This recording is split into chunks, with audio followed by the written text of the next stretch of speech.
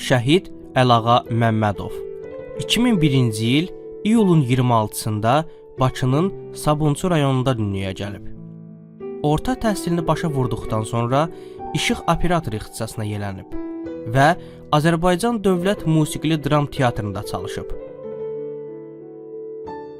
2019-cu ildə hərbi xidmətə yollanıb. Vətən müharibəsi başlayanda o da ön cəbhədə idi. Ağdərə istiqamətinə gedən döyüşlərdə qəhrəmanlıq göstərdi və 2020-ci il oktyabrın 6-sında şəhidlik zirvəsinə ucaldı. Əlağa Məmmədov ölümündən sonra vətən uğrunda cəsur döyüşçü və Suqovuşanın azad olunmasına görə medalları ilə təltif olunub. Onun adı vətənimizin yaddaşına əbədi həkk olunub.